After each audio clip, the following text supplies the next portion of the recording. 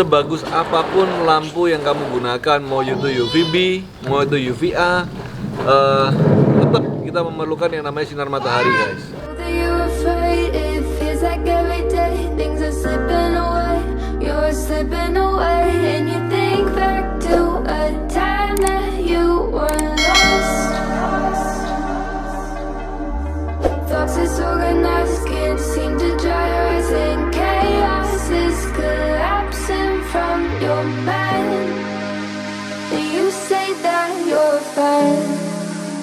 But now you're out of time, out of time. Halo teman-teman, ketemu lagi sama saya Revo Cahyono di CV Karepku. Apa kabar teman-teman? Semoga dalam keadaan yang sehat. Sekali lagi saya mengharapkan teman-teman tetap menjaga protokol kesehatan, masih era pandemik ya. Semoga dalam keadaan sehat dan juga hewan piaraan kamu juga tetap sehat. Kita udah mulai aktif untuk import. Kali ini saya mau ngajak teman-teman kita membahas tentang penjemuran sulcata ya. Sulcata ini adalah hewan dari daerah tropis, dari Afrika, yang mana yang namanya reptil, kita tahu bahwa reptil itu senantiasa memerlukan yang namanya sinar matahari, guys. Karena sistem pencernaan mereka itu didesain untuk bisa mencerna makanannya dan untuk bertumbuh itu dari sinar matahari. Itu sangat penting sekali. Nah, di dalam dunia reptil, di dalam dunia hewan piaraan reptil, kita mengenal kita ada banyak sekali macam-macam lampu ya sebagai pengganti daripada matahari. Yang mana sebagus apapun lampu yang kamu gunakan, mau itu UVB, mau itu UVA, tetap kita memerlukan yang namanya sinar matahari, guys. Itu sebabnya yang kita lakukan senantiasa adalah penjemuran dari kura-kura. Itu sangat penting sekali. Karena mereka akan mulai aktif ketika ada sinar matahari yang cukup terang, yang akan membuat mereka mulai mencari makanan, guys. Yang kita lakukan sekarang ini, di bawah ini kita lagi berjemur. Memang ini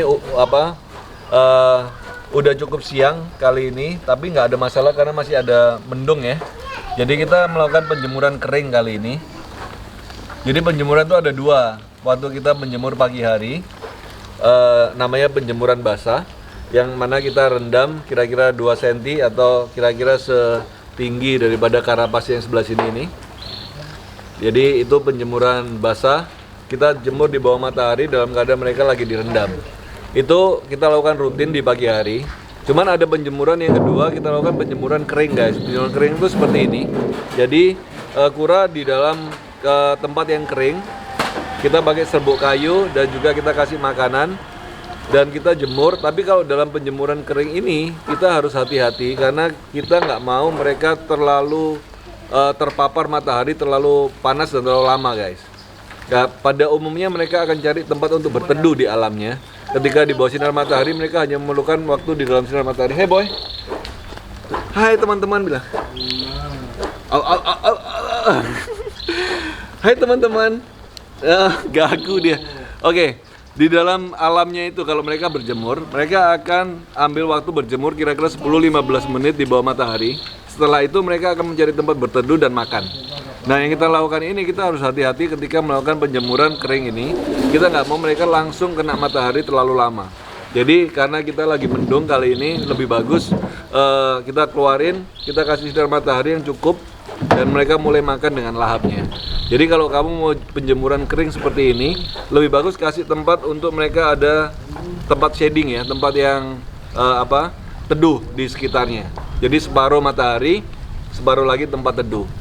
Itu sangat penting untuk mereka. Kalau mereka udah nggak lagi memerlukan sinar matahari terlalu panas, mereka akan ambil tempat untuk berteduh. Itu sangat penting banget karena ada banyak kasus teman-teman yang dijemur, habis itu lakuin aktivitas, lupa setengah jam, kura-kuranya akhirnya dehidrasi, kepanasan dan mati. Nah, itu bahaya banget, guys. Itu sebabnya kalau kita penjemuran kering seperti ini harus dijaga dan usahakan ada tempat untuk berteduh merekanya. Jadi ini waktu yang tepat untuk juga kasih makan. Jadi perhatiin, kita mulai lihat mereka sangat aktif, makannya juga lahap banget karena sinar matahari yang cukup untuk membuat mereka merasa inilah waktunya untuk mereka makan. Idealnya berapa menit? Idealnya kalau ditaruh di tempat seperti ini, kalau mendung-mendung 1 jam 2 jam pun nggak masalah. Masalahnya kalau kita terlalu papar matahari, istilahnya nggak ada tempat berteduh, paling lama 15 menit. Dan kita harus jaga mereka, kalau mereka udah mulai lari-larian, cari tempat untuk berteduh, kita harus taruh tempat teduh.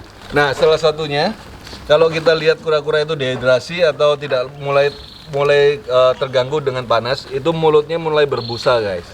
Nah, itu sangat berbahaya. Kalau mereka udah mulai mulutnya berbusa, berarti mereka udah terlalu kepanasan. Jadi jangan sampai kura-kura ini dijemur terlalu lama, akhirnya mereka akan dehidrasi dan bisa mengakibatkan kematian juga, bisa fatal juga ya. Jadi perhatiin aja. Jadi waktunya lebih bagus, bukan waktunya, tapi kita lihat gerak-gerik dari kuranya. Jangan sampai kura itu udah mulai lari-larian, cari tempat berteduh, kita biarin aja. Nah, itu yang mengakibatkan mereka dehidrasi. Jadi selama mereka masih makan, santai, berjemur, kita biarin aja 1-2 jam nggak apa-apa. Dalam keadaan yang masih agak mendung seperti ini. Kira-kira dalam 1 minggu berapa kali? Oh, kita lakuin penjemuran itu bro tiap hari. Tiap hari kita harus lakuin penjemuran. Kalau kita nggak sempat kasih berjemur, kita harus kasih lampu. Nah, itu sebabnya kalau di orang miara yang di daerah di daerah 4 musim ya, di Amerika, di Eropa, mereka kalau udah musim dingin mereka kasih full lampu. 12 jam terang, 12 jam gelap. Itu kalau di daerah-daerah yang 4 musim. Kalau daerah Indonesia ini kita tropis, sama, kita perlukan setiap hari penjemuran dan juga tiap hari juga kita rendam dan kita kasih makanan secara rutin. Penjemuran kering dan basah juga setiap hari. Kecuali kalau kita lagi mendung sekali dan hujan berhari-hari, mau nggak mau kita harus pasang lampu. Makanannya kura-kura yang terbaik adalah sayuran dan buah-buahan, guys. Jadi kita harus melihat mereka itu kalau di alam itu bisa makan sampai 20, 30, 40 macam sayuran dalam satu hari. Jadi kadang-kadang rumput, kadang-kadang bunga, kadang-kadang buah, ya, apapun yang ada di tanah mereka akan makan sedikit demi sedikit. Nah, di dalam captivity atau dalam tempat pelihara, kita lihat anak saya, guys, lagi berjemur, guys. Ini lagi berjemur. Ayo bangun. Ayo bangun. Oke, di dalam captivity mereka ini akan sangat terbatas dengan macam-macam makanan yang mereka akan makan. Nah, itu mempengaruhi kesehatan mereka. Jadi kalau kita mau kura-kura itu berumur panjang seperti layaknya mereka di alam, harusnya kita memberi makan makanan yang beraneka ragam.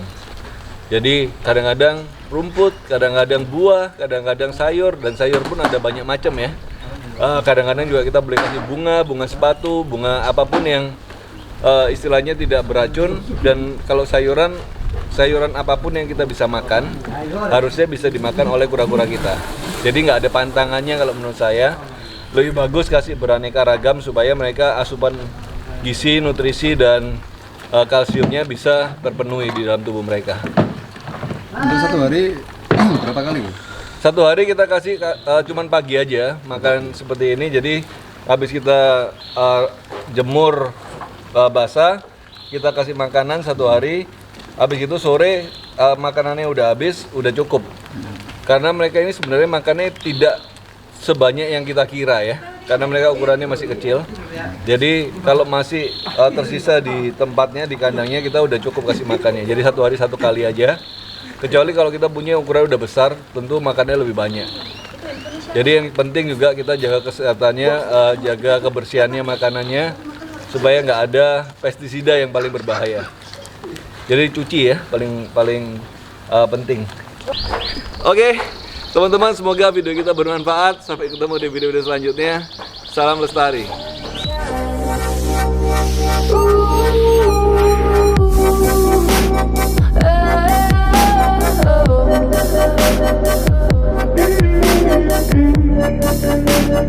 Now you're out of time. Never measure up, you'll never be enough. People say tough love, you should just suck it up. And you think back to a time that you were lost.